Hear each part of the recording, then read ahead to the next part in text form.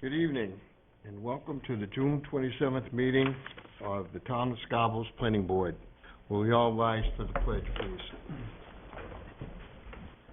I pledge allegiance to the flag of the United States of America and to the republic for which it stands, one nation, under God, indivisible, with liberty and justice for all. Thank you. Now, you want to read the roll, please? Mr. Bealey? Here. Ms. Auglis? Here. Mr. Fellows? Mr. Mazur? Here. Mr. McGee? Here. Mr. Wood? And Ms. Saunders. Okay, in the absence of other members, everybody present will be voting members tonight. Can we have an approval of the minutes of June 6th? Move approval. Do I hear a second? Second. Okay. Any discussion? All in favor?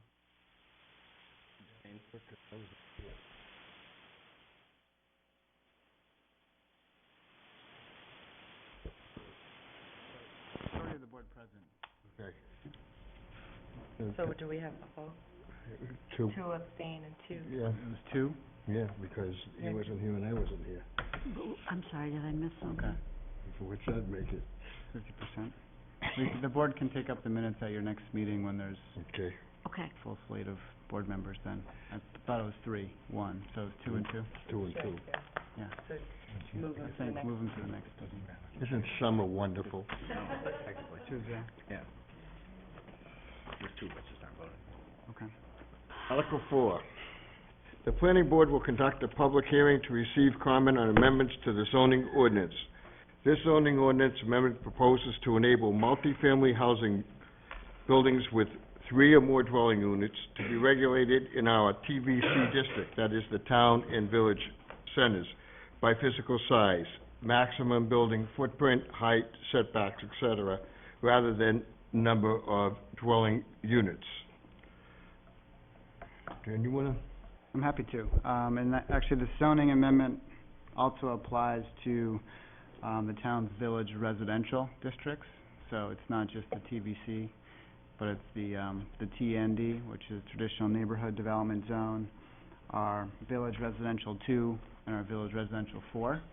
And so those are the residential zones in Scarborough that are close to the centers of the community, so in the Oak Hill area, in the Dunstan area. And the zoning amendment was prepared by the Long Range Planning Committee, went to the Town Council for first reading at one of their last meetings, and is now for the board for public hearing. And the basics around the zone change is in these village residential zones, different types of multifamily housing is already permitted, but right now it's really controlled by height, by setbacks, and by number of units per building. And typically the maximum number of units per building in these zones is 8. And this zoning amendment proposes to allow multifamily housing to continue to be regulated by height, by setbacks, but instead of limiting them to 8 units per acre, limit the buildings to 7,500 square feet of building footprint per building. And the purpose for this change is to enable more flexibility in terms of the number of units that can be in a building. Right now there's a market for 1-bedroom, 2-bedroom type units, so there's, for the same size building, there could be more smaller units in the buildings. So the 7,500 square feet was reviewed and determined by the Long Range Planning Committee as being the maximum size building that the committee felt, based on their research in Scarborough, as sort of fitting into a residential area. Anything over that, they felt that, you know, it wouldn't be in scale. So an example of a 7,500 square foot building that exists already per past zoning is the development of Camperdown Elm off Black Point Road. It's a multifamily housing development that exists here in Oak Hill. The larger buildings in that particular project are 7,500 square feet, to give the board a sense for size. That's essentially what the amendment does, is rather than worry about the number of units in a building and that sort of regulating the size of buildings, to instead, in these specific zones, regulate them by the building footprint as well as the other things that the board looks at. Height, setbacks, as well as parking, lot coverage, things that the board often deals with in the zoning. So, that's really the thrust of the change and the big picture around it. With that, I'll turn it back to you, Mr. Chair. Okay. Since this is the first time the board is hearing this, this is open for public discussion. So if anybody here would like to discuss this change, please come forward, give us your name, your address, and we would appreciate if you would limit your comments to 5 minutes or less. Is there anybody here that would like to discuss this ordinance change? I have a question for you. If anybody in the public is interested, can they get a copy of this? Absolutely. Okay, so this is open through the planning officer, getting a copy if you didn't understand Dan's mumble jumble, but, Excuse me. I think You can give me a call too, and I'll give you a number on the phone. I think this is an excellent proposal, and it opens us up to, I think, more diversity. That's my own personal opinion. So, hearing none, I will close it to the public, and I will just, in general, ask if there are any board members who have any comments on this. Before we hear the applicant? No. No, this is a zoning This is amendment. a zoning amendment. change. This is not an applicant. No, I'm sorry. Excuse me. Okay, hearing none from the board, can I have, is this a recommendation back to the council, or what is this? Yeah, this step is planning board public hearing and to provide an opinion or a recommendation to the town council. The next step in the zoning amendment process is a town council public hearing and a town council second reading. So they would have their own public hearing, and second reading is when they discuss it and vote on the change. That's likely to occur at their July meeting, the third Wednesday in July. Thank you. Hearing that, can I take a vote as to what kind of recommendation, that we send a positive recommendation to the council? All in favor? That's unanimous. Okay. I'm gonna go back one. Robin, you were at the last meeting, right? No, not the last meeting. I All wasn't. right, so we still can't vote on the minutes of the last meeting. Sorry. I wasn't there either, so. Yeah. Okay. All right, going forward then. Item number 5.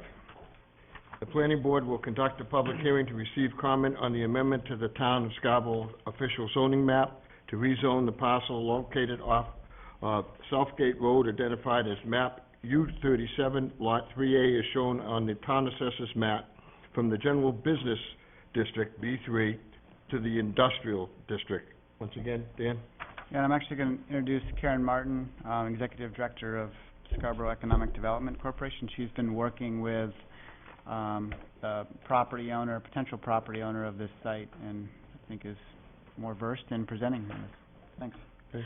Good evening. I'm Karen Martin with the Scarborough Economic Development Corporation, and I'm here tonight to present a request by Mr. Raymond Labonte to change the zoning on a property located on Southgate Road, as we just discussed, map U37, lot 3A, and the change would be from B3, which is a commercial zone, to industrial. The vacant lot, it's a vacant lot right now, and it's about 1.6 acres. And again, Mr. Labonte has this under contract. The lot, I'm sorry, we have a little technical difficulty, so we won't be broadcasting it on the screen. But the lot is really located to one side to a Lear, which is then in the industrial zone. So this vacant lot, which is in B3, borders the industrial zone. To the other side is really a chiropractic office, which would actually front out on Route 1. And to orient you, I think a lot of people know where Max Deli is. That is also a butter to the back of this lot. So Mr. Labonte would really like to build a single building with 5 units of flexible space, really designed for small manufacturers and other types of businesses that need a combination of warehouse and office. And that's not really appropriate for B3, particularly for the types of uses of the small manufacturers. So it really did make some sense to look at this and make that change from B3 to industrial. So, each of the units would really have like an overhead door, an entryway, an office, restroom, warehouse space. And I think the units are being somewhat modeled after the other condominiums that are on, the office warehouse condominiums that are on Southgate now, at 3 Southgate Road. So the Long Range Planning Committee looked at this really on May 20th, and again citing the need for industrial space and, the juxtaposition of this lot next to the industrial zone. They really unanimously supported the project concept and the change to the zoning map. Just to make it clear, we're only talking about the zone change at this point. Once the zone is changed, Mr. Labonte will need to come back to the planning board for a site plan review. If I can answer any other questions, and Mr. Labonte is here tonight too, should you have any questions of him? Hey, before we go to the board, this is, again, Susan, open for public discussion. So if anybody from the public would like to discuss this proposal, please come forward. And again, as I said, give us your name and address, and please don't limit your comments to 5 minutes or less. Is there anybody who would like to discuss this proposal? Hearing none, close it to the public. Now, Susan. I have just finished, I have read the Conservation Commission's review comments on this. Wrong? That's a different one. Okay. My only question really is in terms of all right, so I'm concerned about access and parking, but that's going to come later. Yes. You haven't got to worry about that this evening, right? Yeah, we're only approving the zoning change. They have to come back to us with all the specifics and Right. details. I have a lot of concerns. Never mind. I'm okay. You okay? At this stage, yes, I am. Okay. Anybody else? Quick question. Notice was given to the abutters of the proposed change? Yes, the council, it's not, I'll defer to Dan, it's not normally required, but we did do that on the request of the council. So letters were sent notifying people of the public hearing and a potential change, and then I walked over to Max Daly's, because sometimes the renters don't always hear from their landlord, so I walked over and put out the one-page sheet describing the zone change. Any feedback? No, other than, I think the only comment that I got was, happy to see more business coming into the area. Local retailers always interested in more people to have lunch and buy goods and services. Thank you. Anybody else? I should go back one step and say every board member should have materials on both of these amendments. One from Karen on the current proposal and the previous one on the multifamily housing, just for the record. Hearing none, I recommend that we give a favorable recommendation to the council on this amendment. All in favor? This is just a recommendation to the council. Thank you, Karen. Number 6, Hospice of Southern Maine requests site plan amendment review for 11 Honeywell Road, Assessors Map, U48, Lot 34. Would you like me to Yes. introduce? Yep. Thank you, Mr. Chairman. This is a very small addition to the hospice, about 130 square feet. I'm sure the applicant will provide more detail. As board members and public may be aware, this is a project that originally needed special exception approval. That's a zoning board approval. And then planning board site plan review, which it's had and is asking for amendment this evening. This is such a small addition, the zoning administrator staff to the zoning board reviewed the zoning board's past approvals and felt this is consistent with that special exception approval. So that's why this applicant's only before the board. It doesn't need special exception amendment. And in staff's review, really at this point, the only comment or recommendation / request we have is that the applicant's engineer review and confirm the condition of the stormwater pond, that it's the spillway is at the proper elevation, that's maintained and functioning properly. There's been some questions about that by an abutter. This is a good opportunity, through this project to review that. But other than that, staff doesn't at this point have any comment or guidance to the board on any other site plan review criteria. Thank you, Jim. This is another proposal that we're hearing for the first time, so it is also open to public discussion. So if anybody from the public would like to discuss this particular proposal, please come forward, name, address, and limit comments to 5 minutes. Is there anybody who would like to discuss this proposal? Hearing none, I close public comment and give it to the applicant. Good evening. I'm Rebecca Dillon from Gorin Turgeon Architects, representing Hospice of Southern Maine tonight, but there are also 2 members of Hospice of Southern Maine here, Mary Pinto, their finance director, and Daryl Cady, their CEO, in case you have any questions that I'm unable to answer. Just to give you a little bit of background on the Gosnell Memorial Hospice House, it opened in 2007. And it provides end-of-life care for up to 18 patients.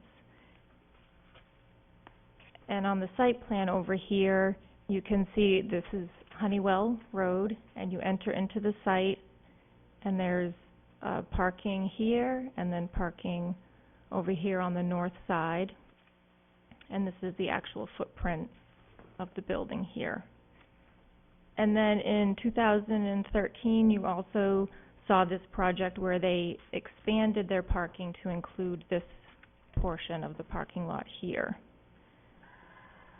And what we're proposing is to add 130 square feet to the back side of the building here. I'm going to switch the... You have all of these in your packet as well.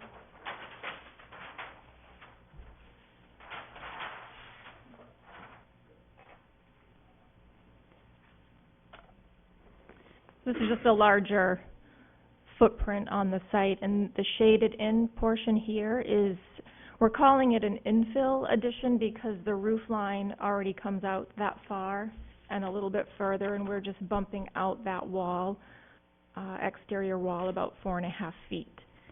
And the reason why we're doing that is that area of the building is where their existing kitchen and dining room is located.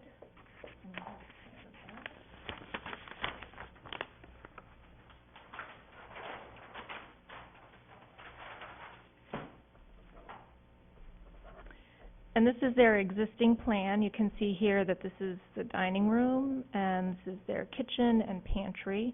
And this line here represents, it's actually this line down lower, the existing roof line. And that's the existing doors that go out into their outdoor courtyard.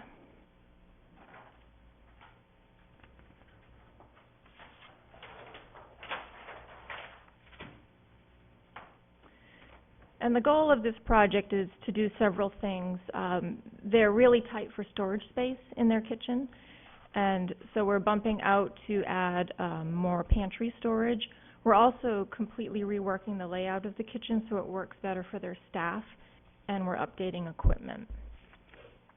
And we're also increasing seating in the dining area to accommodate more family members, as well as providing more of a variety of seating.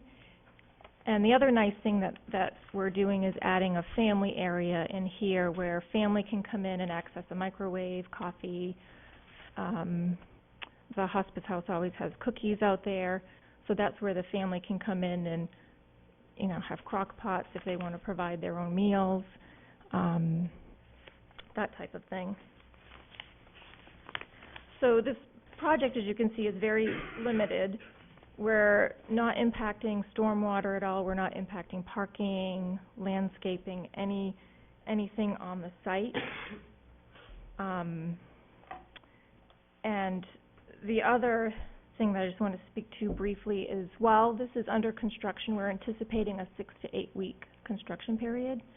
They are going to have a mobile kitchen on site where the chef can come in and do limited cooking. They already do very limited cooking here because the patients don't have much of an appetite. They do things like soups and sandwiches, very, very minimal cooking, but they also provide muffins and cookies for family members. So there's not a lot of heavy food preparation that goes on.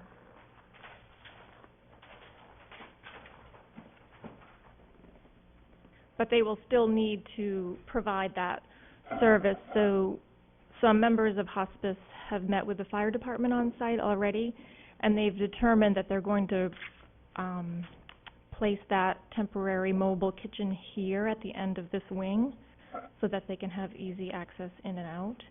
The chef usually comes in early in the morning, and then he's gone by 2 in the afternoon, so all the foods are prepared, and staff will then come and get them as they need to.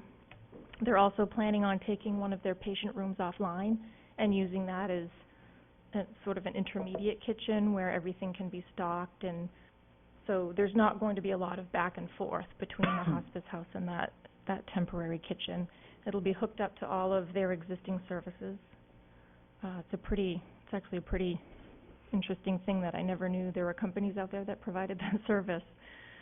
And in regard to the stormwater that Dan had mentioned at the beginning, the engineer has been looking at that. He's been working with the town engineer as well.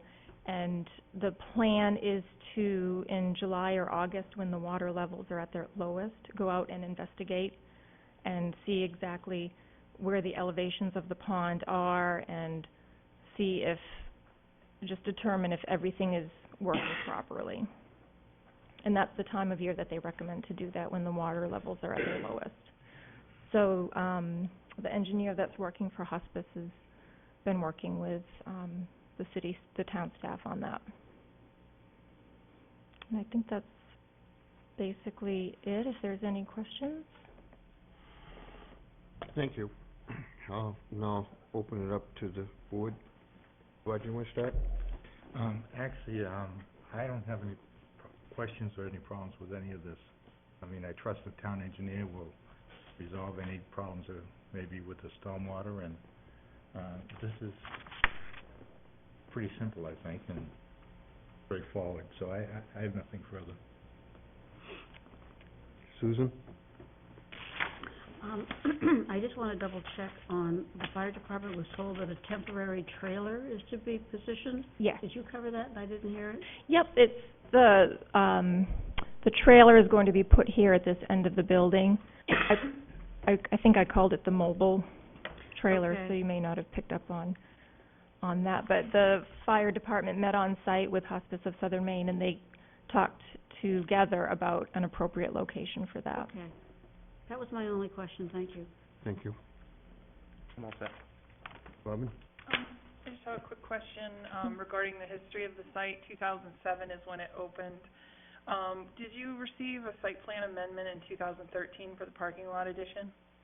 I think it was an Yes. amendment, yes. They did come before the planning board for that Okay. parking addition. And all of the stormwater at that point was going to the existing sedimentation Yes. pond, so it didn't have to be upsized or anything? It did not have to be upsized. They had to, the engineer couldn't be here tonight, so I'm acting in his place. They had to alter the outlet control structure and add a concrete topping Okay. to accommodate the additional stormwater from that parking. Excellent. And is there a long-term inspection and maintenance plan that's in place for Yes, this? there is. They inspect it yearly. Annually, excellent. Yep. Perfect. No problem. Who's the abutter to this?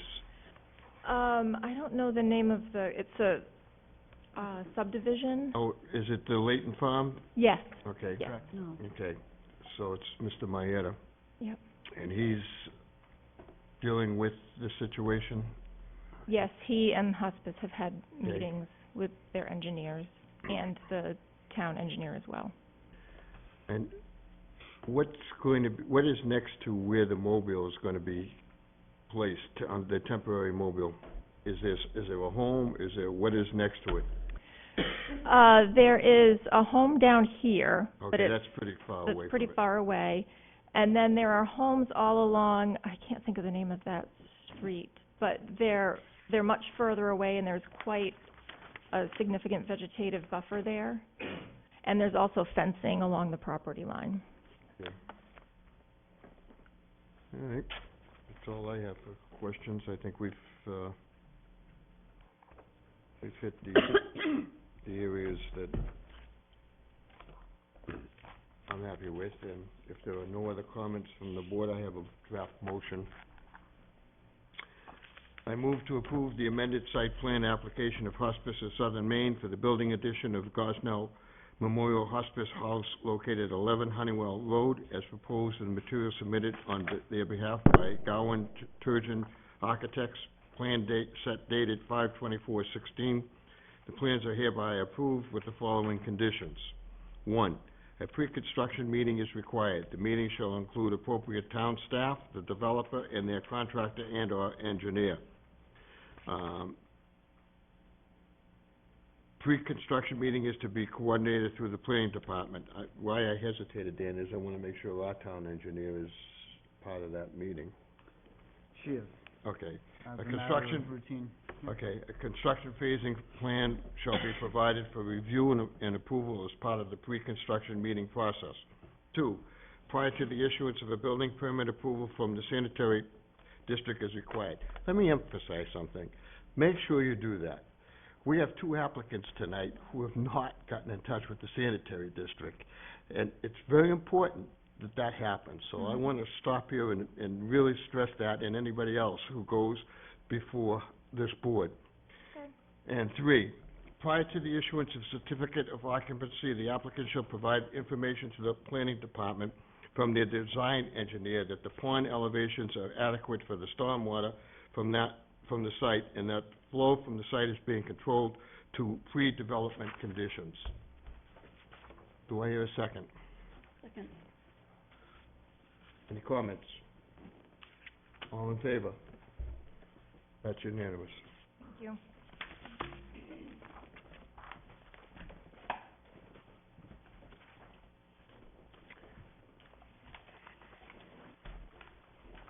Agenda item 7. E&F Limited Liability Company, Land Rover Jaguar of Scarborough, request a site plan amendment review as part of contract zone modifications for 371 US Route 1, Assessors Map U39, Lot 46A. Thank you, Mr. Chairman. This matters, as you know, a contract zone amendment that went to the town council. It came to this board for preliminary review and public hearing a few meetings ago, and since they've gotten council contract zone amendment approval. So this is the final step in the process, the site plan review amendment. As part of that town council approval, the council was specific about allowing this larger building footprint, which is a large part of why they're in front of the council for an amendment, as well as the, generally speaking, the building architecture. There's some building materials, et cetera, that are kind of contemporary, that may or may not have been allowed through the commercial design standards, but the council specifically allowed for this general style of building. That's not to say the planning board can't review that aspect, but that's been preliminarily approved by the town council. You have a staff report in your packages, and just want to touch on a couple comments and then turn it back to you, Mr. Chair. One is around kind of landscaping and street trees. The town's been diligent about kind of following the zoning ordinance and our design standards around street trees, particularly along Route 1. So one recommendation is to consider a few street trees on this site. similar to the Arlberg project you saw at your last meeting or the meeting before, and also in line with the town's recent efforts with our Project Canopy to actually add street trees along Route 1 in places that the town owns land or has access to land. A second item is around kind of car display. I think the board talked about this a little bit at your last meeting about ensuring that the display areas for vehicles for sale are clearly noted on the plan, and then when they're on the plan, complied with, so that we're having consistency around displaying cars in the right locations and as approved by this board. And lastly, the town engineers looked at this from a stormwater perspective, and generally thinks these changes can be accommodated by the existing stormwater infrastructure that's on site. But to be entirely sure, she's seeking, and this, should you get to an approval, this could be a condition of approval, but she wants to ensure that, or get verification by the applicant's engineer that the stormwater facilities are in place as designed and being maintained. And this is of, I think, particular significance in that this site at this point is, it's, 15 or 20 years old. So it's not like the stormwater facility's been installed in the last year or two. It's been in place for quite some time. So just getting a better understanding of that, I think, would give her comfort around the existing facility being appropriate for what's the slight changes that are proposed. So with that, I'll turn it back to you, Mr. Chair. Thank you. And I'll turn it over to the applicant.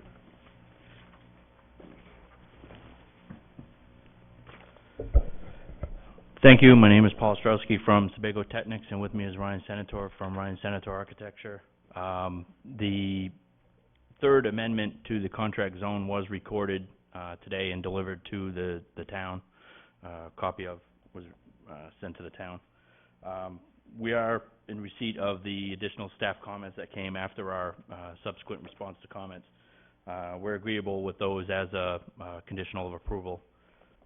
There was a memo regarding the stormwater infrastructure sent to Angela on June 21st, I believe, indicating that the pond was stable and functioning as intended with no indication of any standing water or erosion, downstream impacts. All the upstream areas were also stabilized with no indication of erosion or standing water. The proposed expansion is roughly 1,100 square feet. It's going to be onto the existing front facade of Route 1. The contract zone that was recorded added a little buffer in there, so we didn't have to go through the contract zone process again.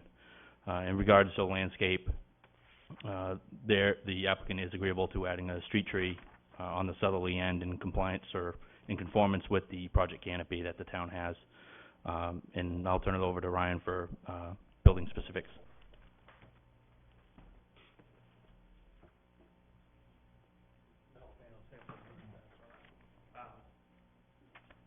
I'm Ryan Senator with RSA.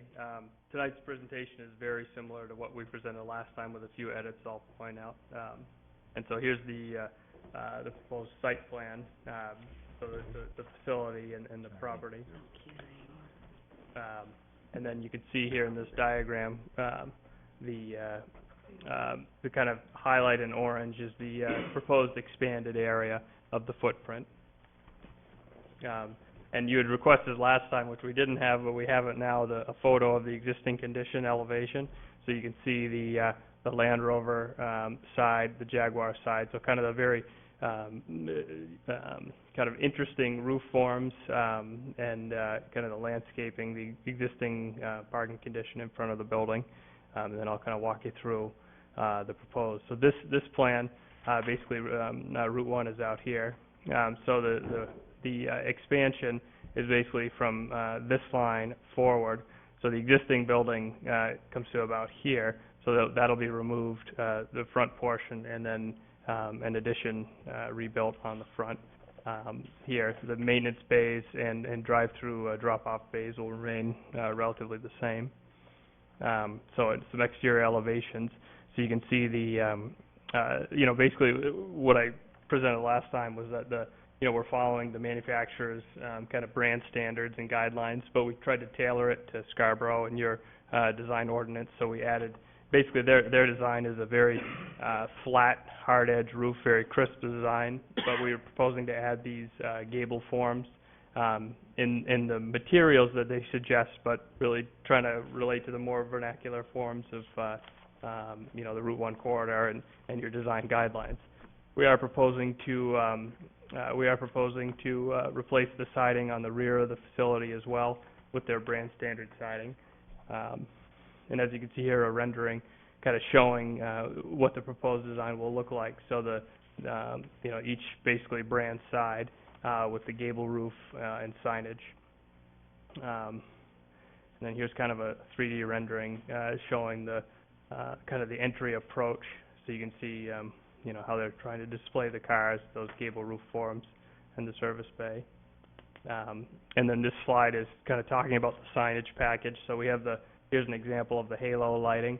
So it's kind of a perimeter lit signage and lighting, and then the pylon sign, which will be similar to what's there now, except the cladding of it will match the building. I think that was a question on the report last time. And so, that's kind of the design is presented. We did address the concern, or not the concern, but the point that, metal siding would have to be is not allowed in the zone, but we wanted to incorporate that into the contract language, and it seemed pretty well received last time. So I passed around some material samples of the two siding colors that we're proposing. And with that, if you have any questions, we'll be happy to answer. Thank you. Robin, you want to start, please?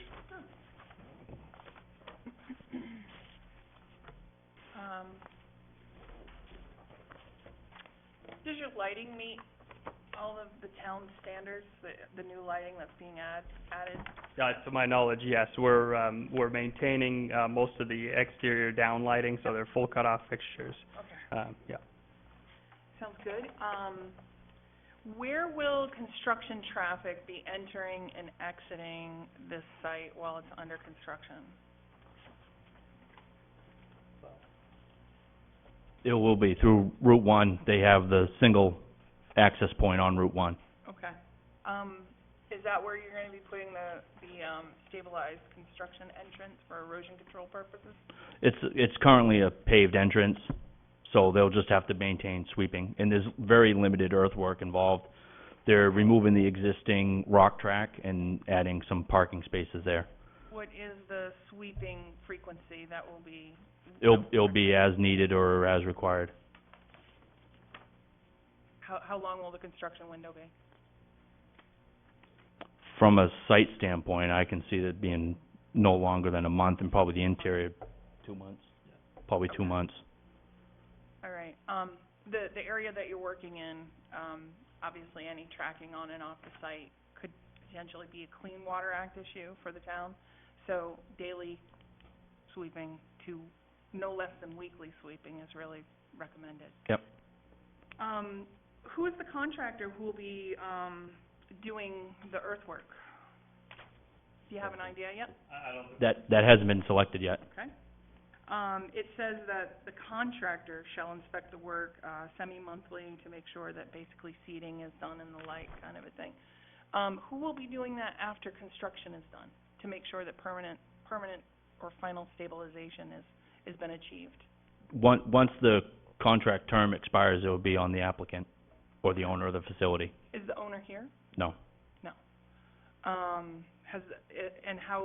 will the owner be made aware of that? That will be part of their routine landscaping contract that they have. Okay. And have you provided a long-term inspection and maintenance plan for this site? As far as the vegetation? Yeah. Not that I'm aware of, not for the vegetation, no.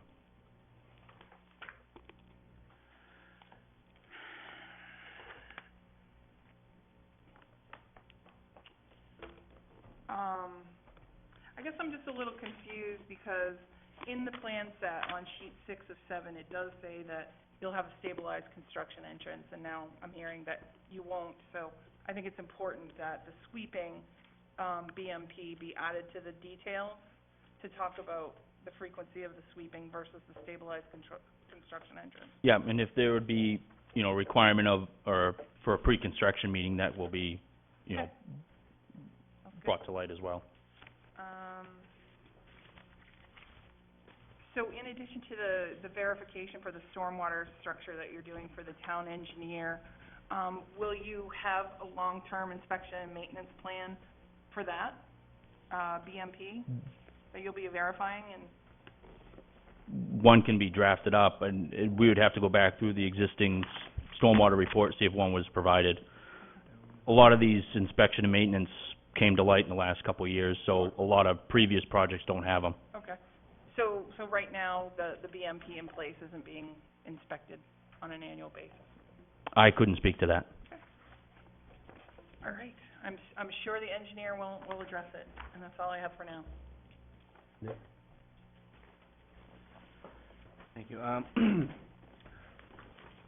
Hit on the big points. I'm fine with what's being proposed as far as visually, and material-wise. I do have a question about this formal waiver that's been mentioned in the staff comments for, proposed activities will not increase the amount of business on site. Is there, the response was, they were hoping staff would develop some language for that waiver?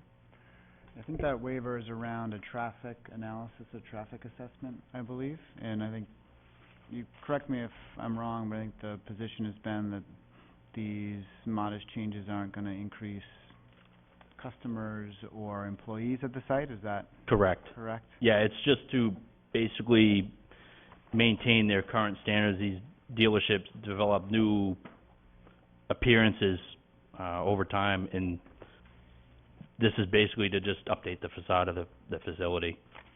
So the request is for a traffic study waiver. Yeah, in the site plan ordinance, when there's projects that come before the board, typically, at least a traffic, we call it a traffic assessment, not necessarily a full traffic study, but a traffic assessment or traffic analysis is expected by the board. But given the nature of this project, I think it is appropriate for a waiver of that. All right, I'm in favor of granting a waiver. Thank you. For that. Outside of that, I really don't have much else for questions at this point. Thank you. Thank you. Susan? Thank you. I'd like to just take a few moments to bring us around to the fact that this is a contract zone. Contract zones are just that, they're contracts, to make sure that both parties, the town and the applicant, receive something from this zone. And I don't have any real problems with what it is that's looking to happen here, but just to show the town's willingness to work with the applicant, we must remember that we essentially overrode our own design standards to allow this building to become metal, exterior. That's a big deal. And I don't want to go through this meeting without taking an opportunity to say to the public who's watching, this is a big deal. We have design standards that came not just from this board, they came from the community. And the community said they didn't want metal buildings. And we overrode our own design standards in order to do this. So I think it's a pretty big statement that we want Land Rover to be here, okay? Having said that, I just want to go back over a few of the comments that were made in staff report. I'm going backwards here. Staff is unclear, I'm asking it as a question, that the applicant has stated no sanitary district approval is necessary. Do we still feel as if no sanitary approval is necessary? Yes, I had a meeting today, and the answer to that, I can answer that one. There's no problem? Yes. And stormwater management, we're perfectly fine with all of that? I'm sorry, can I clarify? Ron, was it, yes, they need They need to get in touch with the sanitary They do, department. okay. Yes. Thank you. Okay.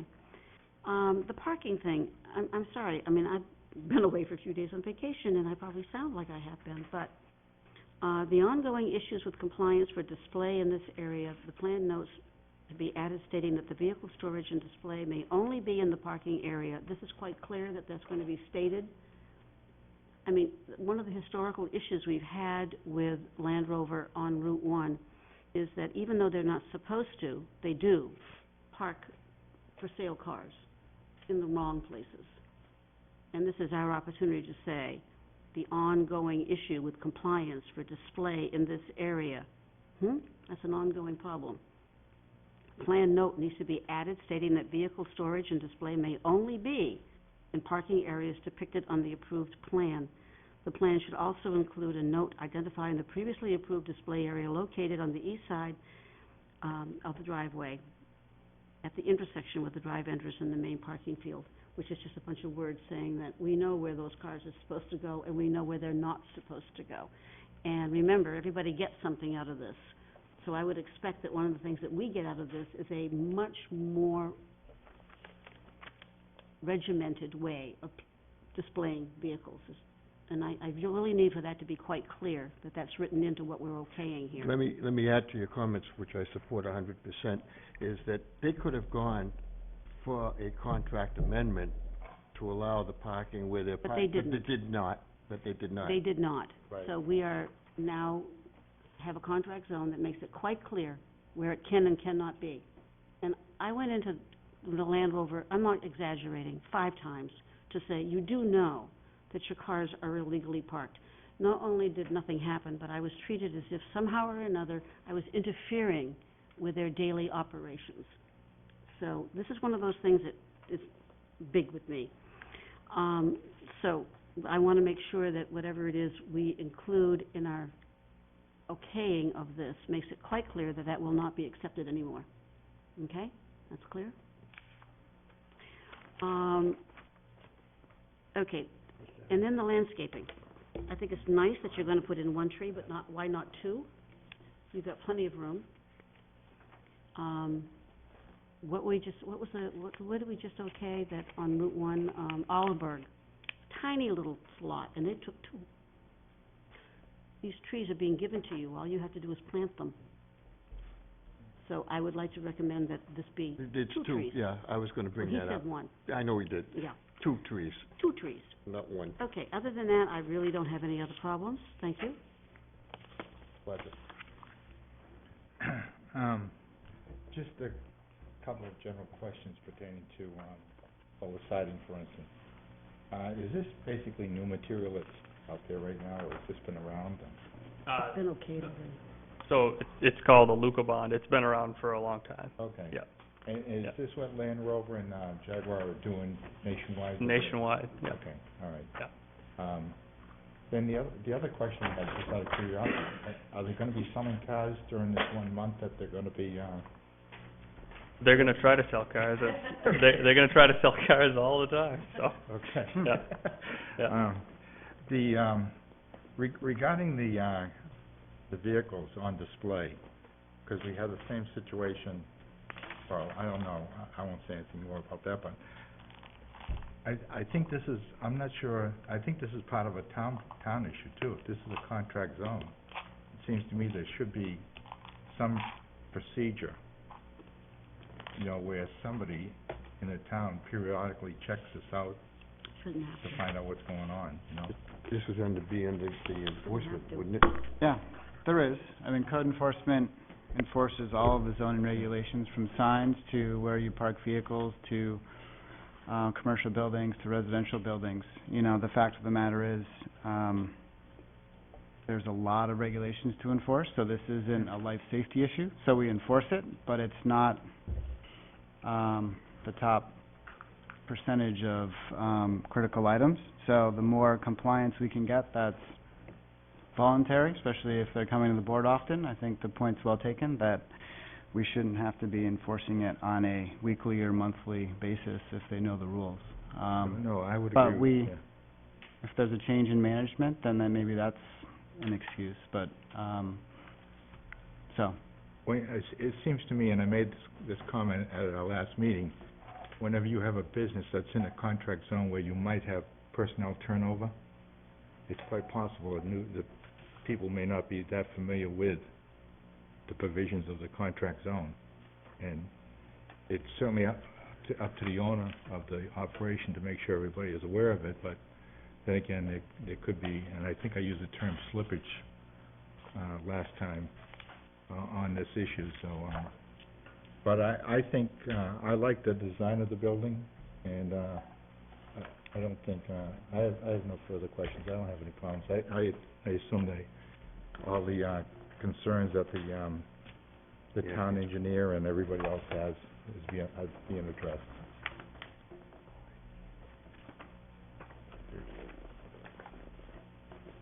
Anything else? No. Okay, I want to make a couple of comments, just following up on my fellow board members. I've sat on this board for 9 years, and for the most part, I think that we are the most liberal-minded board, and course of action is to find out how something works, or will work, or should work, as opposed to the opposite. And I stand on that comment. However, when we approve something, or we put conditions on approval, I get a little perturbed when an applicant decides to do something contrary to our approval. We don't sit here just to hear ourselves talk. And I would like to see either the council or the manager's office put more teeth into the code enforcement, that when people go against what we've agreed upon, and as I said, and I want to say it again, I think that in the most part we're very liberal and look to find ways of working as opposed to the opposite, that it's almost an insult to this board when people say that they're going to do whatever they want and disregard the agreement that was made on this board. And so I just want that for the record, and that's my own personal opinion. If it's okay with the board, based on the comments, I do have a draft motion. Is that okay with the board to have a draft motion? Let's hear it. Okay. So it's cobbled together based on commentary, so just note that I added the waiver that the applicant's asking for. So as you read it, the waiver would come first, Okay. and then you would get into conditions. So you'd read those conditions, Gotcha. skip over that waiver. Gotcha. Okay. Draft motion. I move to approve the amended site plan application of E&F Limited Liability Company for the building addition of the Jaguar/Land Rover automobile dealership located at 371 US Route 1 as proposed and materials submitted on their behalf by Sebago Technics. Plan set dated 5/16/16. The proposed expansion has received approval by the Town Council for the necessary contract zone amendments permitting the proposed site modifications. And based on the board's review, the applicant has met the review criteria of the site plan review ordinance. The plans are hereby approved with the following conditions. Waiver. The planning board grants a waiver of the traffic assessment submission given the nature of the site plan amendment. Conditions, though. 1, prior to the issuance of a building permit, the plan set shall be revised to address the remaining items in the staff review report. Revised plans to be reviewed and approved by the planning department. 2, a pre-construction meeting is required. The meeting shall include appropriate town staff, the developer, and their contractor and/or engineer. Pre-construction meeting is to be coordinated through the planning department. 3, prior to the issuance of a building permit, approval from the sanitary district is required. Is that understood? For some reason, people just want to bypass the sanitary district. I don't understand it. 4, 2 street trees be added, plan along Route 1, frontage in coordination with planning staff. And 5, outdoor display of vehicles shall be located only in the delineated spaces as shown on the approved site plan. Question. Certainly, Number one, prior to the issuance, yep, remaining items. Are we going to have a listing of what the remaining items are? I mean, the Defer to, street trees are a separate item. yep, The outside storage vehicles, Yeah. is an item. What else is left yep. under- Good question, Susan. the remaining items? The stormwater, verification that the facility is functioning as designed and Okay. being maintained. Let me write that down, our secretary is writing that down, stormwater management. What else? I'll put that in there too. You know, just, That's the only one that's not Okay. covered by the other conditions. okay, so the only one that's required under number one is stormwater management. Yes, The other items that were open have been specifically stated. and I added the word stormwater management Okay, I'm much happier with that, thank you, I'll second the Thank you. motion. to number one, i.e. stormwater management. Okay? Any other comments? All in favor? Who seconded it? Oh, a second, I'm sorry. I did, yes, I said I would Susan second it seconded. with those. All in favor? Yes. That's unanimous. Thank you.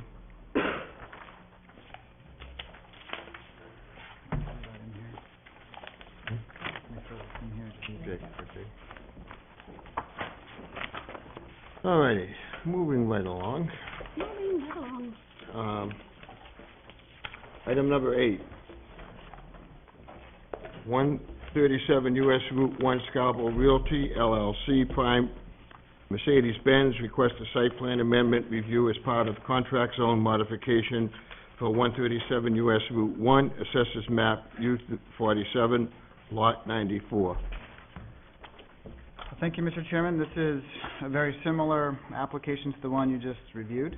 It too is a contract zone amendment for a car dealership along Route 1. It's also in its same place in terms of the review process. It's been to the town council.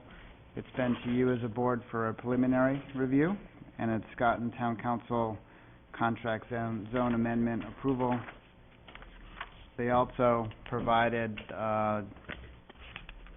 or recorded and provided a copy of the recorded contract zone amendment agreement prior to this meeting, which is one of the requirements, and they're here for final site plan amendment review.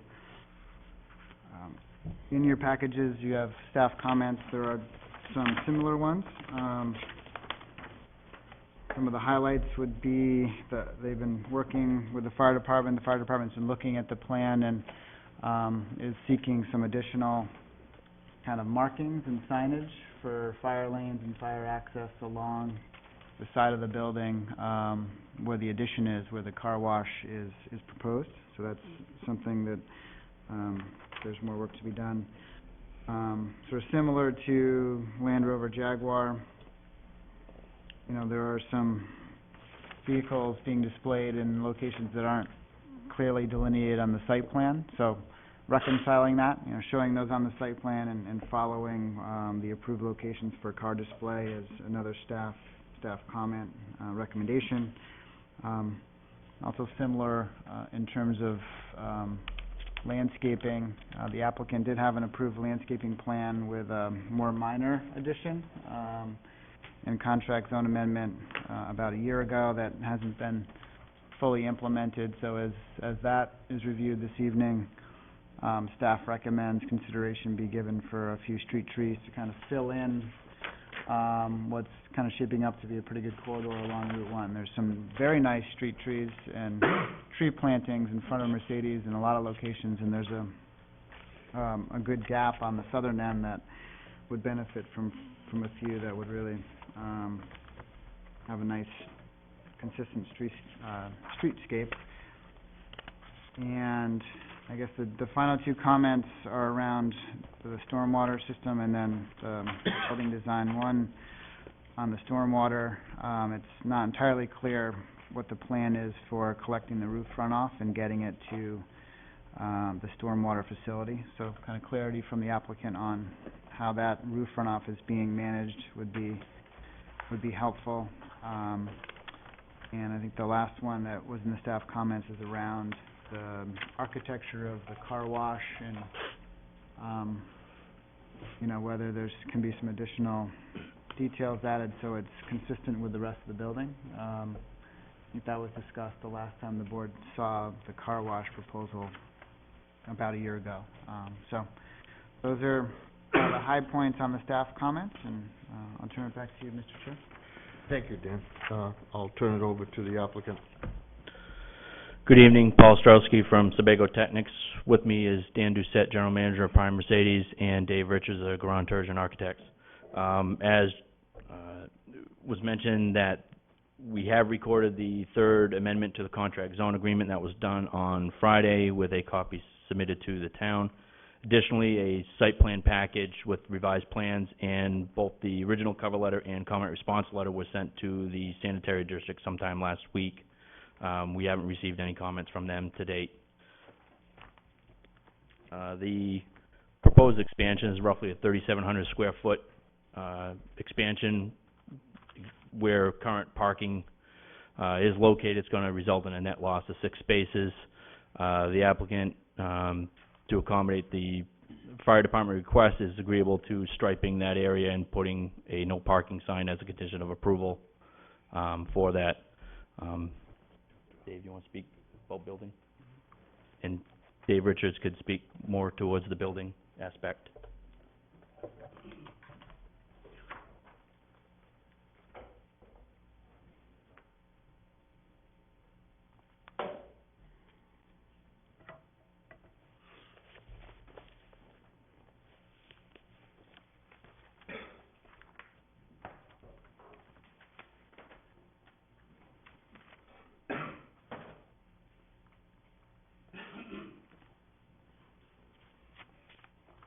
As Paul indicated, my name is Dave Richards. I'm an architect with Gower & Turgeon Architects. What I have here for you is a frontal shot of the building from a very precise rendering, and all of the shots you're seeing here are taken from 4'6", which is about car eye level. Walking or standing eye level is considered about 5'6". So they progress from the south and they progress from the north. We were asked to kind of give an idea of what the overhead doors would look like. And I think it's important to take into consideration that all of the glazing in the building looks very similar to the overhead doors because they are aluminum with the same thickness of mullions and whatnot. So they're quite similar, the same. The big difference is they go to the, down to the ground. You can see that we've added, we did, provide a new landscape plan, which adds additional landscaping at the north entry, at the entry to the property, and there are some revisions to the plantings at the circular display area. We were a little concerned with the plantings going all the way up to the sidewalk, so we pulled that back a little bit and then added, again, color throughout the front of the site. I did speak with Angela about site trees. That was a little late for our submittal. We are amenable to adding some site trees. And I did bring, there was concern about the, excuse me to grab it here.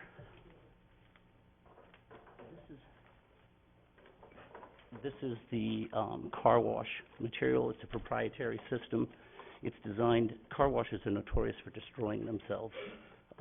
So essentially it is a white panel, not unlike the stucco, except that it's, and very similar, excuse me,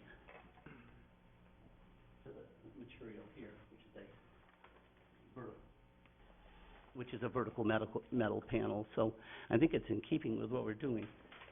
There was discussion about putting masonry around the base, and speaking with the designer of the system, they don't recommend that, because once we have to fasten into it, and that will void the warranty for the system, because now you're going to allow,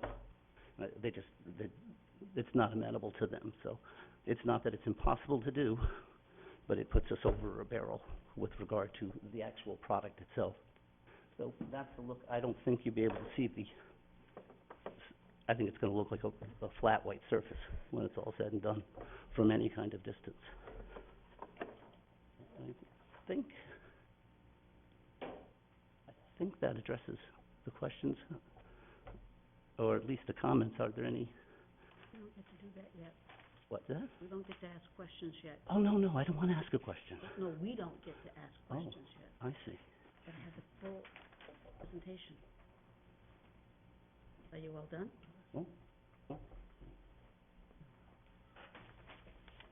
My name is Dan Doucette, the general manager, and I want to add about the material here, because I actually spoke to the company that sells it, and it's a proprietary system. It has a mildew side in it, and it's made out of plastic, and it has prevents mold and mildew, which is typical in a car wash, which is very high in humidity.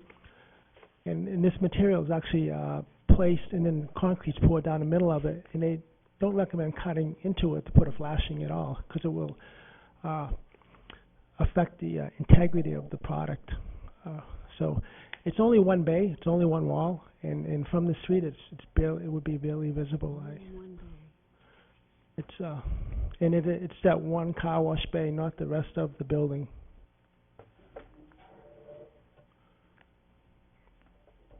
This surface area here, it's not visible from there. That light there, and generally speaking, I can see from north or from south approaching north. So the addition, the only portion of the addition is the car wash that would have that proprietary material. Gotcha. You all set? I am, thank you. Nick, you want to start? Okay.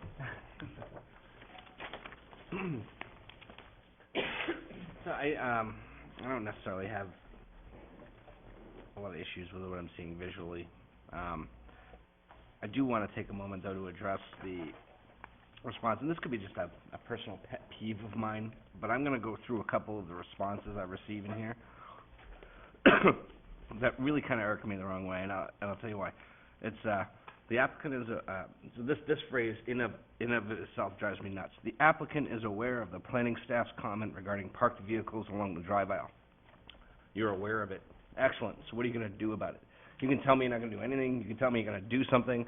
Don't tell me you're aware of it. And that happens a couple times in here, and that drives me nuts. You know, tell me you're just not going to do it, or tell me you will, or you're working on it. Just don't leave it like it's just hanging out there, you know? So now you're coming here, and now I'm forced to go back and circle around and ask you how you're doing on that. What are you doing about it? See where I'm going with this? I'd rather have a solid answer. Thanks. You know, another example, I'm going to ask you to put some street trees in. No response required. Well, will you do some street trees? I mean, that's a simple one sentence, yes or no. You know, work with us, please, is what I'm asking.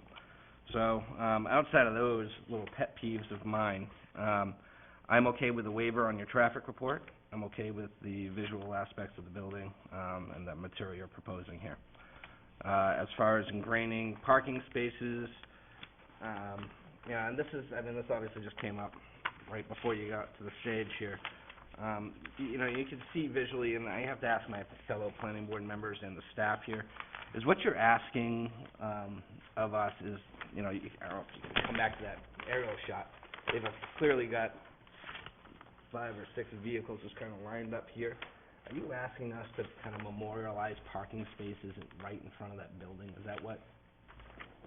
Do you see what I'm saying? I mean, that's obviously not a designated parking spot. That's their curbing almost.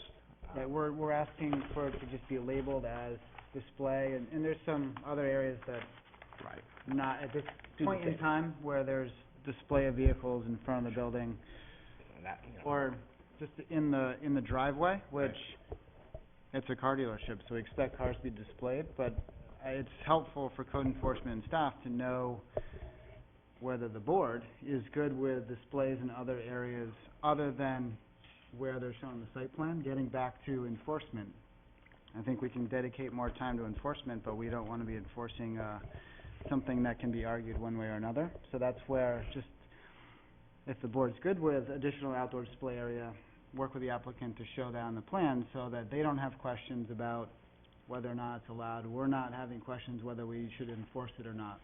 That's the heart of the matter. Mhm. If that helps. That does, thank you. I understand the nature of the business, and when you go to showcase a vehicle, you want it to, you wanna highlight it, and, I get that.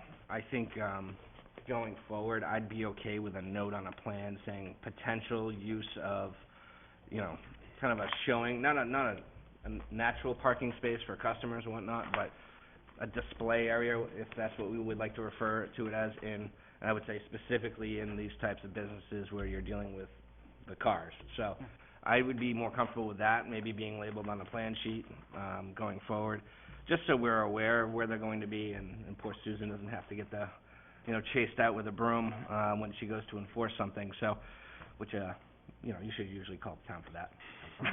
But I stopped, you'll notice, I didn't say I kept it up forever. And, that's it for me.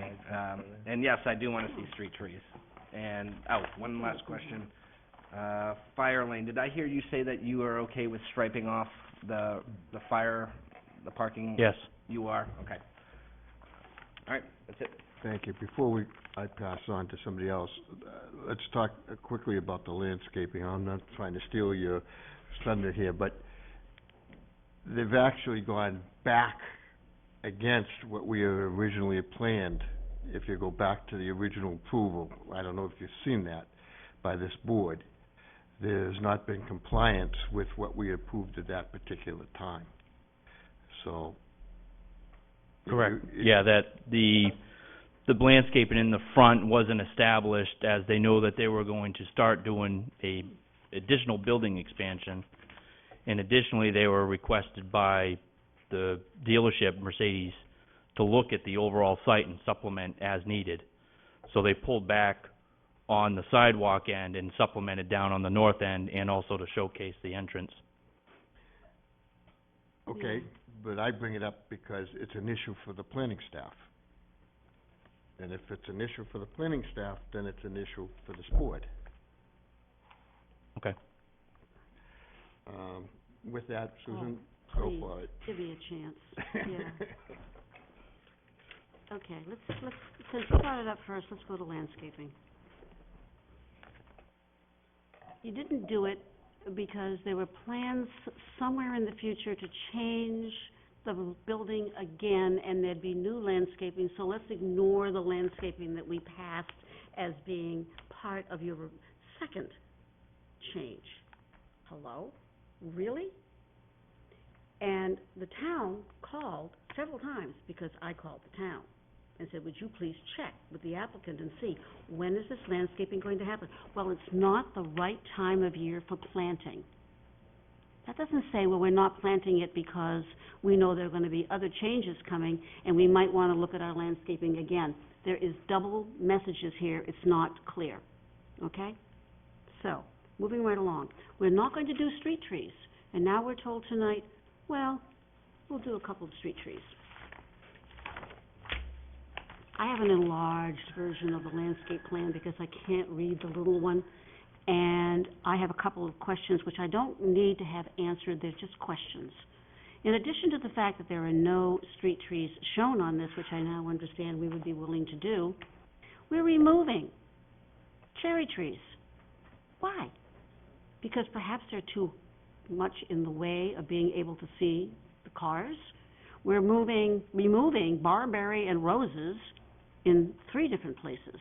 Why?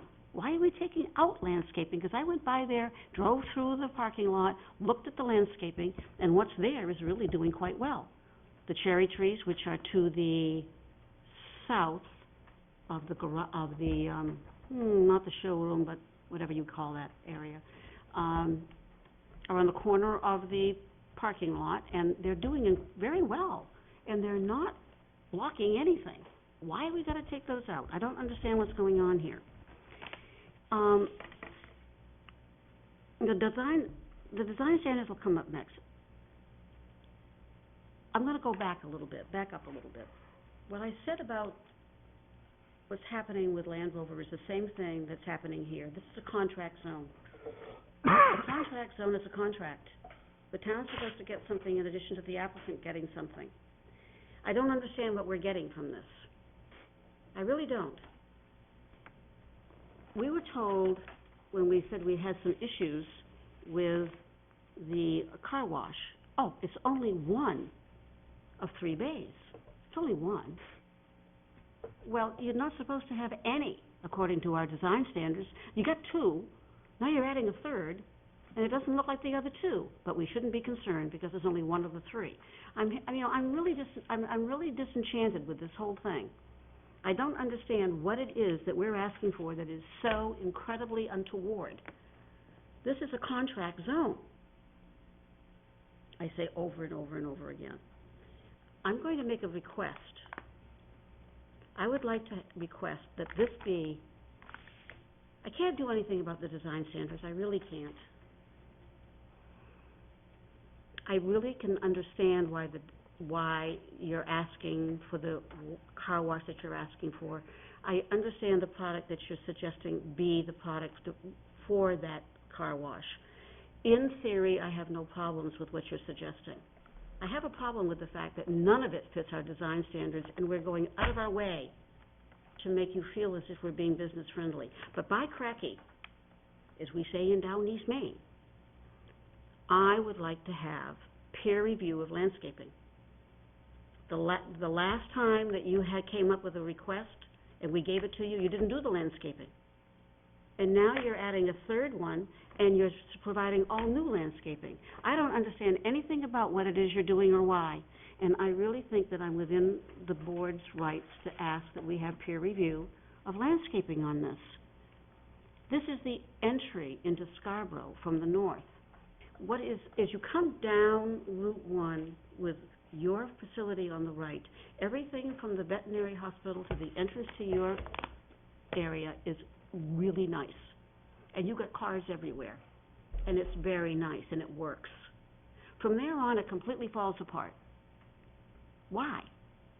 Because you really want us to see that whole array of cars without any kind of vision blocking it at all? I don't think we're talking about vision blocking here. I think we're talking about decent landscaping. And I hope the board will support me on this.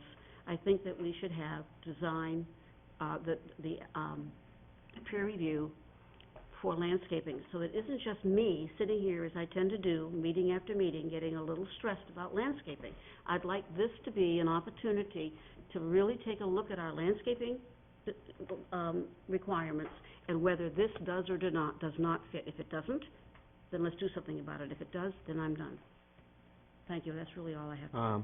Just for your information, I have a draft plan, and that's certainly in there. It is? Yes, I feel ma'am. much better. Thank you. Roger? Just a couple of questions pertaining to the car wash. In your top display there,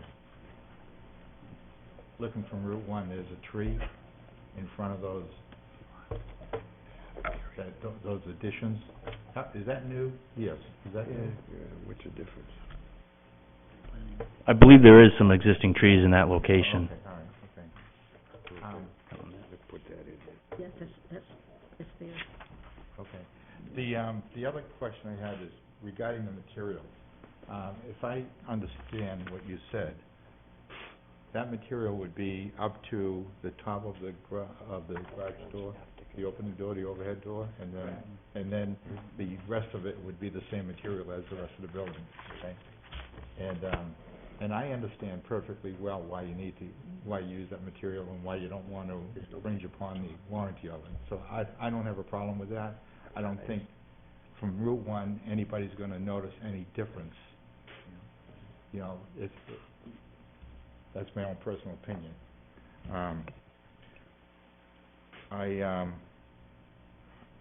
I'm glad you're going to be doing some of the street trees. And I assume that's going to be coordinated with the town. Is that right, Dan? The street trees will be coordinated through the town? Well, that's what we were just discussing. Yeah. Well, this gets back to who's reviewing it. I mean, typically planning staff does, and board member August is recommending peer review by a landscape architect. So that's a discussion the board should have in terms of who reviews the landscaping plan, which would include street trees. Yeah. Just out of curiosity, who chooses what trees go in there? The town actually has a plan from quite some time ago, from the 90s, that has recommended tree species for different areas of Route 1. Much of those recommendations still make sense. Where they don't, under your site plan ordinance, there's a list of preferred landscaping, including ornamental trees, and for what you're talking about, street trees. And so what typically happens is staff works with the applicant on, okay, this is the menu of street trees that could go here. These are some adjacent sites that have consistent trees, because it's nice to plant a corridor, so you don't have apple, orange, The reason I pear, asked you that. apple, orange, yeah, pear, yeah. If I understand the tree canopy plan, Mhm. they're basically putting maybe about half a dozen different No. species. They're largely maples, in a few right places they're along. oaks. They're not just putting a large variety, they're putting specific trees. For specific locations, Yeah, and yeah. it depends if there's overhead power lines or not. There's a lot of variables, because Okay. you don't want to plant Right. a maple tree under power lines when you can plant a pear, Okay. so. And do we want to have a timeline when, is that part of the issue right now, the landscaping and the timeline when that's going to all be accomplished? Should ask the applicant. Actually, I just wanted to ask a question. Can you go to the mic, please? Yeah. In the landscaping plan, I'd be the first to admit that we're delinquent in getting the job finished from the last time around. How about started? No, the plantings around the new parking area, interior to the parking area, are done, and they're done to plan and spec. Now we're changing them. They are, in fact. They are not done around the circular area, and I believe the extension of the mulched area, which we take a bit of exception to because we don't think mulch is attractive, but others may. So what we did was we added the demolition that Ms. August was speaking about was to prepare for new plantings, was not to remove things. If you look at the site plan below, that's where the new work is, and the demolition. Those are new trees based on the changes for the design of the building. Excuse me. It says, never mind, I'm not gonna do this. No, I mean, I th- stand by what I said. they're added Compare- because of the I'm not gonna do this. Let me jump demolition. in here. Yeah? There's two things here. Yeah. And I want to also get back to the board as far as this landscaping. One is that I heard you say that in your judgment, certain things were added or subtracted. What I got out of all of this, in discussing with staff and reading through myself, is a lack of communication between yourself and the planning board. That you, on your own, made some decisions without a discussion with the planning board, planning staff, excuse me. Okay. And, I'm a customer there. And I just think that life could have been a lot easier from the standpoint of just taking an arbitrary decision without discussing it first. And maybe the approval would have been given a heck of a long time ago, or some agreement would have happened. And I'm telling you, future whatever, there's got to be a discussion with the planning staff when there's any deviation to what's been approved. It cannot be done in an arbitrary way. I'm hearing you. Okay, enough said. Now, Yeah, and just for, so whether we were wrong or right, what we did was we added plantings at other parts of the site that are not affected and that we were not being requested to do. And I would say, yes, we did change around the circular area and the one island area. Well, it's not an island, it's kind of a peninsula of bark mulch, and there was a tree in that area. But if you look at the entrance, there's new trees. The plan indicates new trees and new plantings all down the front line of the property, and particularly dealing with the grasses that have taken over in front of the circle, the circular, if you will, stone wall.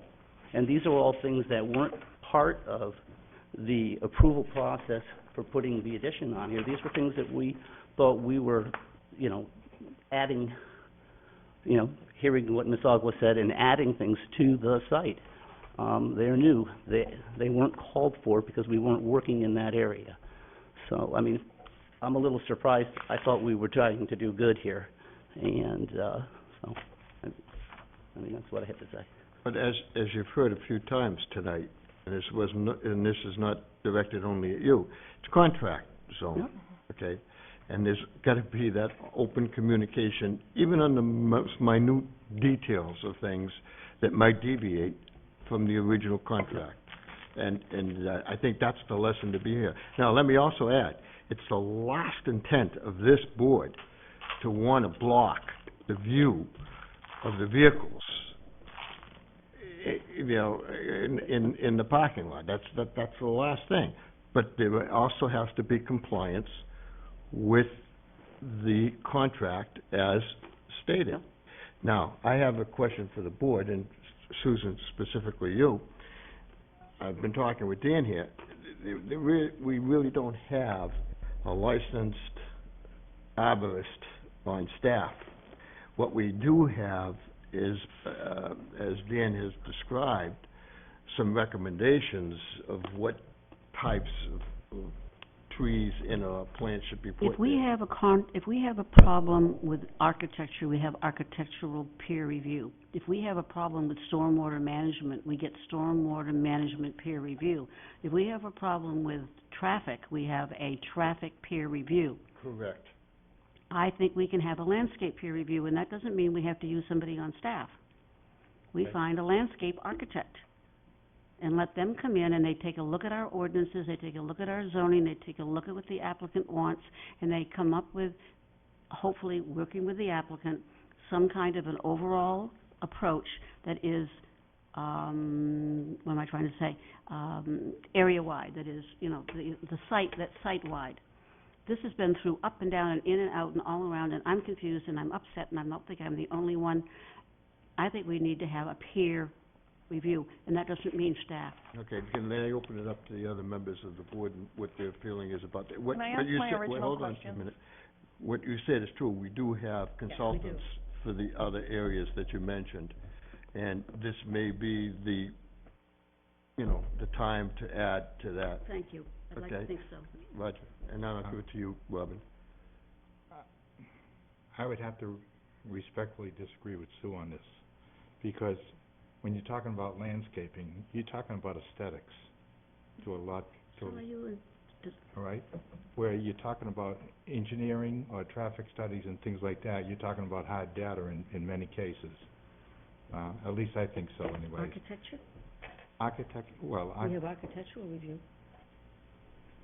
But I mean, that's just my opinion, okay? Okay. And I think you could look at two different landscapers and they could come up with very viable opinions of what it should look like. Somebody may like certain shrubbery or flowers or whatever it is. But it's not based on empirical evidence like you would have in, like, traffic engineers and things like that. That's... Okay. Robin. Thank you. To my colleague's comment that landscaping is aesthetics only, I wholeheartedly and respectfully disagree. As a lot of roses, sand dune grasses, others are put in place for erosive protections. And living shorelines is an example of why landscaping practices is so important, to make sure that the root systems of plants are there to stabilize banks and slopes. So I'm gonna get back to Susan Oglas's suggestion in just a moment, but I want to ask some pretty straightforward questions. What is the construction timeline on this? I'm going to give you the floor next, Robin, but I'd rather get through this. Oh, I'm sorry. Okay, you're still talking. I want this landscape, and then I'm going to give you the floor. Okay. So, Nick? Yeah, I think, so Susan, I hear your frustration with this. I don't believe asking another landscape architect to review their plans is the way to go. And I'm trying to take the bigger picture view of this, and when we talk about Scarborough and what it is to become a member of this community, whether it's to the business community or the residential community, I don't like the direction of piling on more regulations, more burdens, making it more difficult. I like the system of them proposing something. We look at it, and if we don't find it sufficient, we ask them to go back and change it. I think throwing another layer into this, I just don't feel comfortable with it. That being said, I agree with you wholeheartedly that you had a contract zone, and we approved the plan, and that's part of that contract, and you deviated. That's a problem. So now if you're coming back to us and saying, we're sorry, we didn't do what we said we would, you need to amend your contract, and we need to have the right to look at it again. Do I need a professional to look at what they're proposing now? I think we could do that. And I think we could say it's either sufficient or it's not, and send them back to the drawing board. And I think the ball's in our court from a contract standpoint. That's my take on it. I understand. Can I respond? Yeah. Mr. Chair, may I respond? I agree with you completely. And the only reason I said peer review is because everything else has failed. We've been acting in good faith. And what we got was never done. And now we're getting something else that, quite frankly, doesn't seem as if it makes a whole lot of sense. So if we can resolve this by saying, go home, sit down, do it again, and come back with a complete center that shows the new street trees, et cetera, fine. But what you showed us in terms of what you're presenting as landscaping for this new, latest, whatever, is not sufficient. Now, I don't want to get into a discussion with you as to whether we agree with what you're going to suggest or not, but we don't agree on what you're looking at now.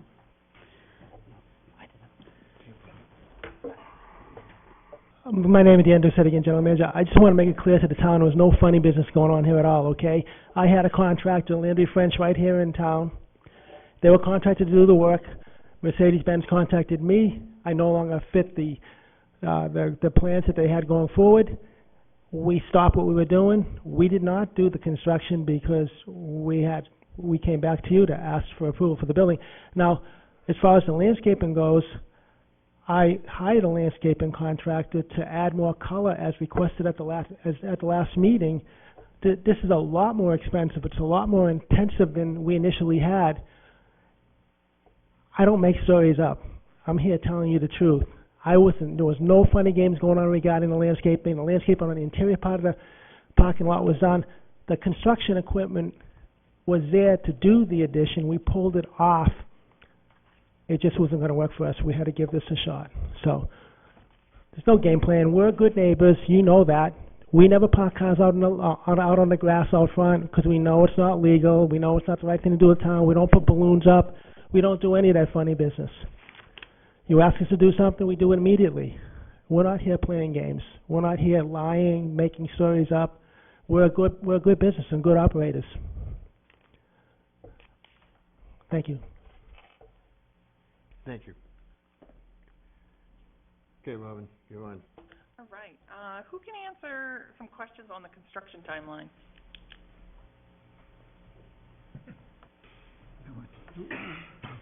That is a great question. The contractors, especially Landry and French, is all booked out. I had to stop them on construction, so I don't have a timeline yet because I don't have approval. They're not able to put me into their schedule. I'm hoping to get it done this year. Contractors are all busy right now, and we want to stay with Landry and French. They did a good job, and they're in town.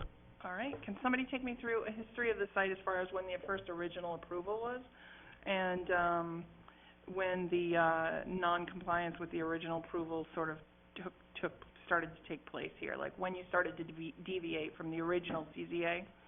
I'm new to the planning, and this is just that I'm new to the planning board and trying to understand the history. Sure. Okay. So I think as far as the square footage goes, this is the first deviation from the initial square footage that were approved back about 8 years ago.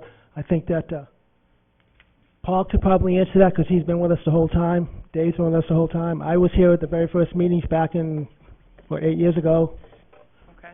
So 8 years ago, Paul, can you speak to the fact, which version of Chapter 500 was this site plan approval provided? Is it pre-2007 or post?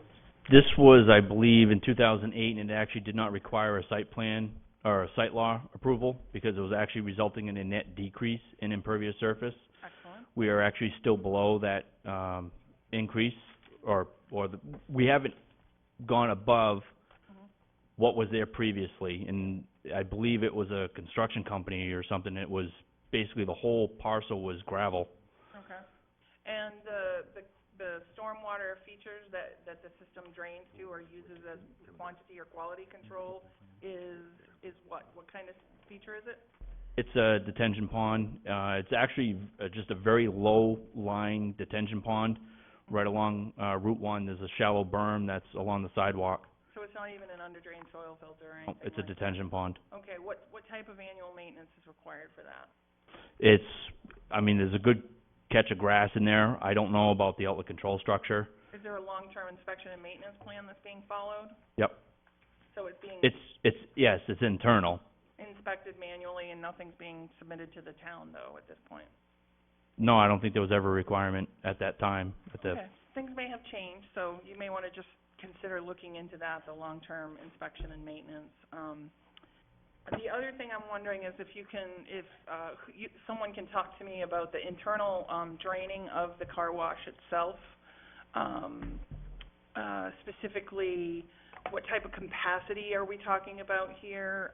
Does it flow into the ground? Is there a holding tank? Is there an oil-water separator before it goes to the sanitary? There's an oil-water separator at the rear of the building before it goes out into the sewer, which I believe is at the back of the building on First Ave, I think.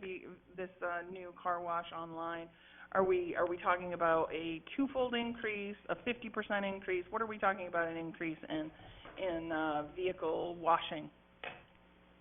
Currently, there's no washing right now. Okay.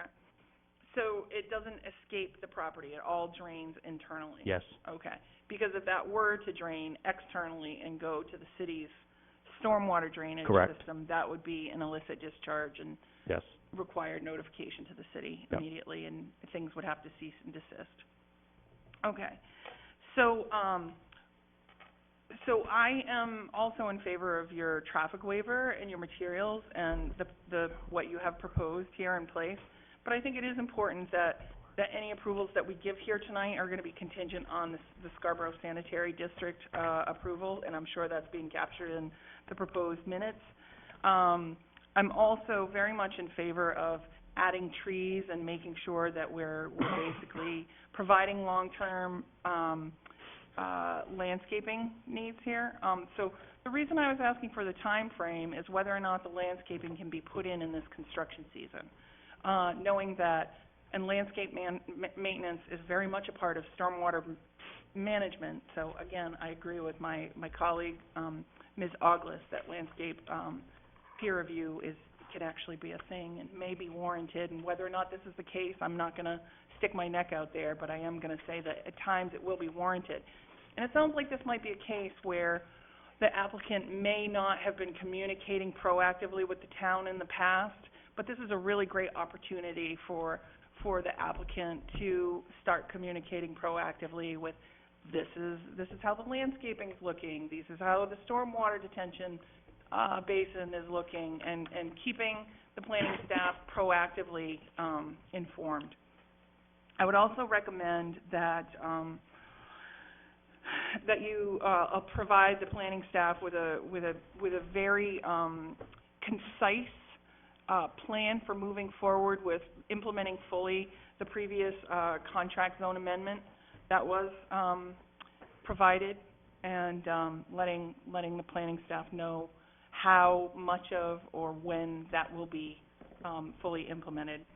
I would also support putting the additional trees to support the town's green streets,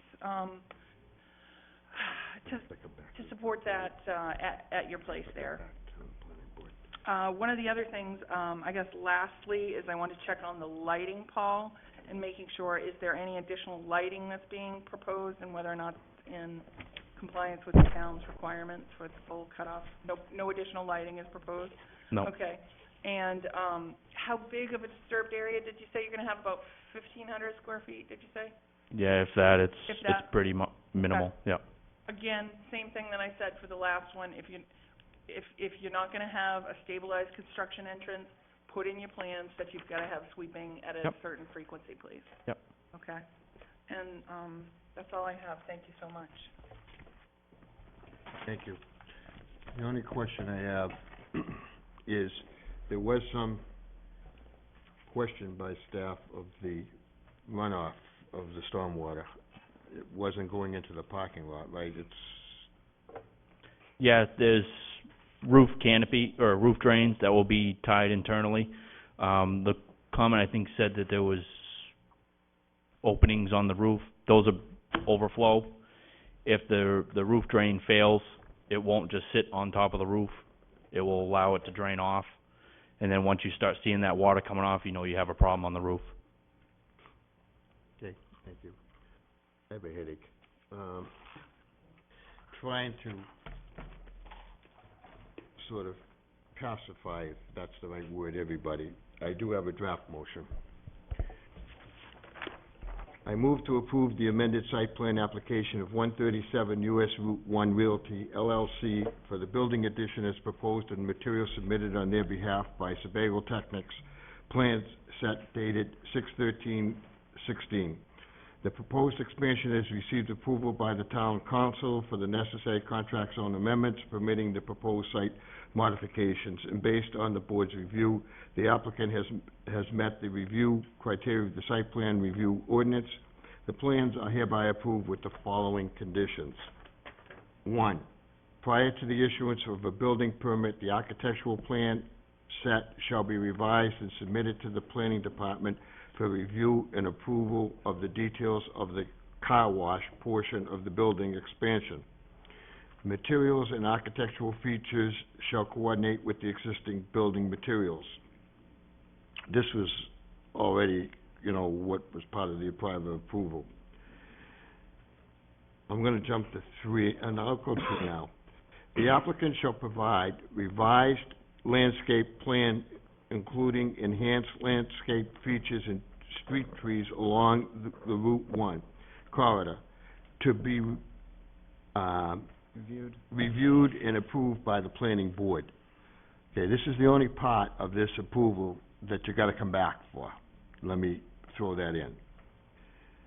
3, prior to the issuance of a building permit, the applicant should revise the plans to address the staff comments related to stormwater management and vehicle display dash parking areas. 4, pre-construction meeting is required. The meeting shall include appropriate town staff, the developer, and their contractor and/or engineer. Pre-construction meeting is to be coordinated through the planning department. And 5, prior to the issuance of building permit, approval from the sanitary district is required. So, 4 of the 5 set. The 5th one, which has to do with the landscaping, there has to be a revised plan coming back to this board. Is that understood? Yes. Okay, thank you. Okay, any discussion by the board? And a quick question, yeah. Do we need a change on the plans to note the display area for vehicles? Was that something that was of interest to anyone, really? I just noticed, did we want to put them on the plans? I don't have a problem. I don't have a problem. Okay. All in favor of the draft motion? Second. I'll second. Nick, second, yeah. All in favor? So approved.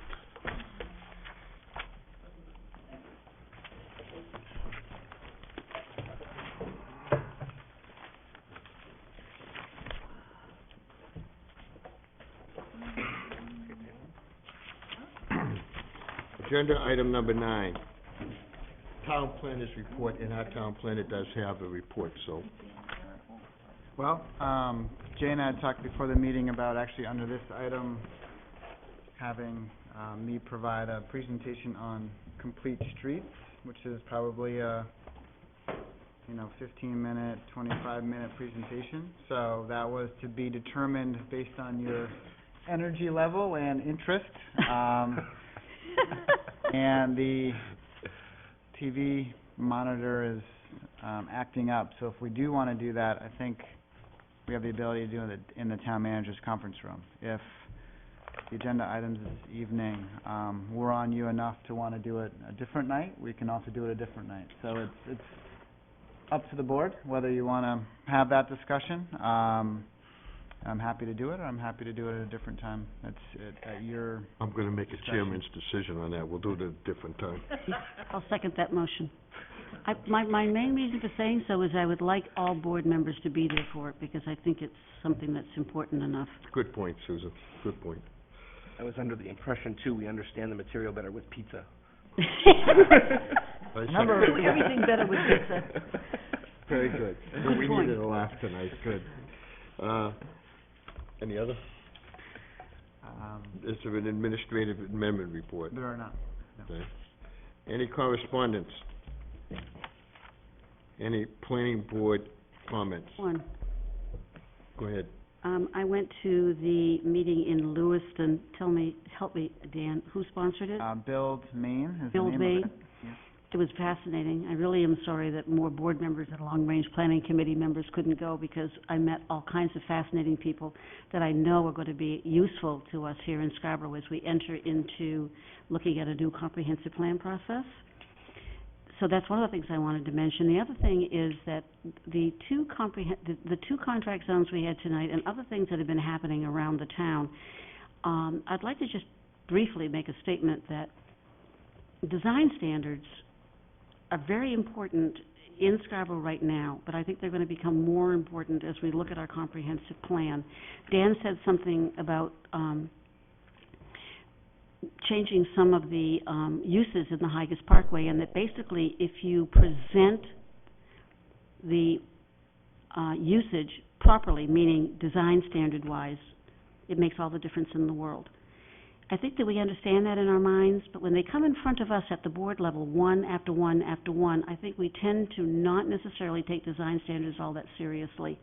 We want to be user-friendly, we want to be business-friendly, we don't want to tell people what to do.